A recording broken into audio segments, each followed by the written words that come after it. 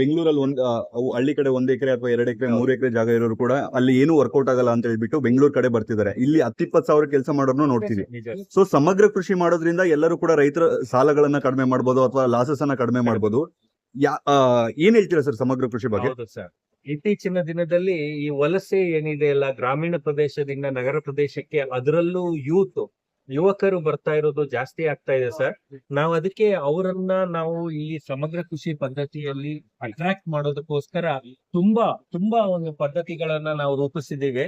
ಇಲ್ಲಿ ನೀವು ನೋಡ್ತಾ ಇದ್ದೀರಾ ಸರ್, ರೈತರು ಬರೀ ಒಂದೇ ಬೆಳೆಯನ್ನ ಬೆಳೆಯುವ ಬದಲು ತಮ್ಮ ಜಮೀನನ್ನ 5-6 ಭಾಗಗಳನ್ನಾಗಿ ಮಾಡಿಕೊಂಡು ಅದರಲ್ಲಿ ಕೃಷಿ ಬೆಳೆಗಳನ್ನ ಬೆಳಿಬಹುದು. ಜೊತೆಯಲ್ಲಿ ಕುರಿ ಸಾಕಾಣಿಕೆ, ಹೈನುಗಾರಿಕೆ, ಮೀನು ಸಾಕಾಣಿಕೆ, ಜೇನು ಸಾಕಾಣಿಕೆ ಇವುಗಳನ್ನೆಲ್ಲ ಮಾಡೋದ್ರಿಂದ ಅವರಿಗೆ ಒಂದು ನಿರಂತರವಾದ ಆದಾಯ ಬರುತ್ತೆ ಸರ್. ಯಾಕಂದ್ರೆ ಈಗ ಈ ಎಂಪ್ಲಾಯ್ಡ್ ಪರ್ಸನ್ಸ್ಗೆ ಏನು ಅಂದ್ರೆ ತಿಂಗಳಿಗೆ ಕೊನೆಗೆ ಸ್ಯಾಲ್ರಿ ಬಂದ್ಬಿಡುತ್ತೆ ಸರ್. ಆದ್ರೆ ರೈತರಿಗೆ ಆಗಲ್ಲ. 4-5 ತಿಂಗಳು ಕಷ್ಟಪಟ್ಟು ಆ ಬೆಳೆ ಒಳ್ಳೆ ಮಾರ್ಕೆಟ್ ಸಿಕ್ಕಿದ್ರೆ ಸಿಗತ್ತೆ ಸರ್. ಹಾಗಾಗಿ ನಮ್ಮ ರೈತರಿಗೆ ಒಂದು ನಿರಂತರ ಆದಾಯ ಬೇಕು ಸರ್. ಆ ಆದಾಯ ಕೊಡೋದು ಅಂದ್ರೆ ಇಲ್ಲಿ ಉಪಕಸಬುಗಳಾದ ಕುರಿ ಸಾಕಾಣಿಕೆ ಮತ್ತು ಹೈನುಗಾರಿಕೆ ಸರ್. ಇದು ಪ್ರತಿ ತಿಂಗಳು ಅವರ ಅಕೌಂಟಿಗೆ ಅಮೌಂಟ್ ಬರೋ ತರ ಮಾಡುತ್ತೆ. ಇದರಿಂದ ಅವರ ಆತ್ಮಸ್ಥೈರ್ಯ ಮತ್ತು ಧೈರ್ಯ, ನಂಬಿಕೆ ಜಾಸ್ತಿ ಆಗುತ್ತೆ. ಓಕೆ ಸರ್, ಇವಾಗ 1 ಎಕರೆ ಎಕ್ಸಾಂಪಲ್ ಕೊಟ್ಟು ಹೇಳೋದಾದ್ರೆ ಒಂದು ಸಮಗ್ರ ಕೃಷಿಯಲ್ಲಿ ಎಷ್ಟು ಅರ್ನ್ ಮಾಡ್ಬೋದು ಸರ್? ಇವಾಗ ಒಬ್ಬ ಯುವಕ ಒಂದು ಒಳ್ಳೆ ನೀರಾವರಿ ಇದೆ ಅಂದ್ರೆ 1 ಎಕರೆಯಲ್ಲಿ ಸಮಗ್ರ ಕೃಷಿ ಮಾಡಿದಾನೆ ಅಂದ್ರೆ ಅವ್ನು ಮಿನಿಮಮ್ ಎಷ್ಟು ಅರ್ನ್ ಮಾಡ್ಬೋದು ಸರ್?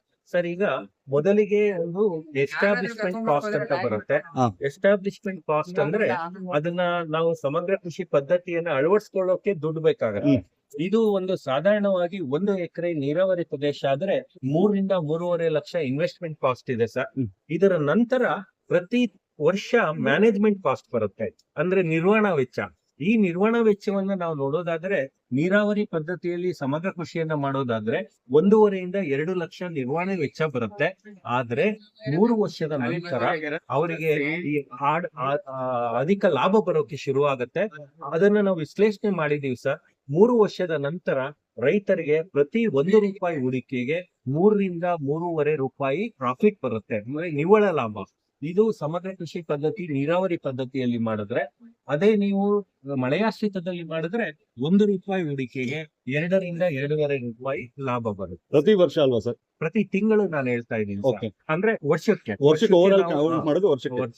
ಲೈಕ್ ಇವಾಗ ಒಂದು 3 ಲಕ್ಷ ರೂಪಾಯಿ ಇನ್ವೆಸ್ಟ್ ಮಾಡಿದ್ರೆ ಒಂದು 3 ವರ್ಷ ಆದ್ಮೇಲೆ ಸರಿ ಸುಮಾರು 6-10 ಲಕ್ಷ, 6.5 ಒಂದು 5 ಲಕ್ಷ ಅಂತೂ ಬಂದೇ ಬರುತ್ತೆ. ತಾಳಿದವನು ಬಾಳಿಯಾನು ಅನ್ನಂಗೆ ಈ ರೀತಿ ಒಂದು ನಾವು ಕೃಷಿ ಸಂಬಂಧಪಟ್ಟಂಗೆ ಈ ರೀತಿ ನಾವು ಮಾಡ್ಕೊಂಡು ಹೋದ್ರೆ ಮುಂದಿನ ಪೀಳಿಗೆಯಲ್ಲಿ ನಾವು ಗೌರ್ಮೆಂಟ್ ಜಾಬ್ಗಿಂತ ಕೃಷಿ ಬಗ್ಗೆನೆ ನಾವು ಯಥೇಚ್ಛವಾಗಿ ಮಾಡ್ಕೊಂಡು ಹೋಗ್ಬೋದು ಅಂತ ಹೇಳ್ತೀರಾ ಸರ್? ಹೌದು ಸರ್. ಇಲ್ಲಿ ಏನಾಗಿದೆ ಸರ್, ಇತ್ತೀಚಿನ ದಿನದಲ್ಲಿ ನಾವು ತಿನ್ನುತ್ತಿರುವ ಆಹಾರ ಕಲ್ಮಶ ಆಗಿದೆ ಸರ್.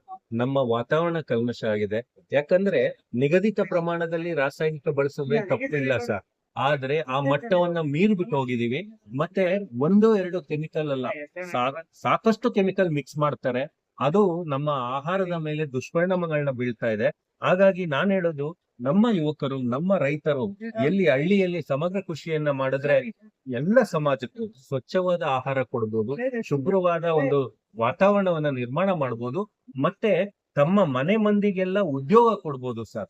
ಈ ಉದ್ಯೋಗ ಎಷ್ಟು ಕೊಡ್ಬೋದು ಅಂದ್ರೆ, ನಾನು ಇಲ್ಲಿ ಒಂದು ಮಳೆಯಾಶ್ರಿತ ಮಾದರಿ ಹೇಳ್ತಾ ಇದ್ದೀನಿ. ಈ ಮಳೆಯಾಶ್ರಿತ ಮಾದರಿಯಲ್ಲಿ ತಮ್ಮ ಮನೆ ಮಂದಿಗೆಲ್ಲ 450-500 ಮಾನವ ದಿನಗಳನ್ನ ಸೃಷ್ಟಿ ಮಾಡ್ಬೋದು. ಅದೇ ತರ ನೀರಾವರಿಯಲ್ಲಿ 500-550 ಮಾನವ ದಿನಗಳನ್ನ ಸೃಷ್ಟಿ ಮಾಡ್ಬೋದು.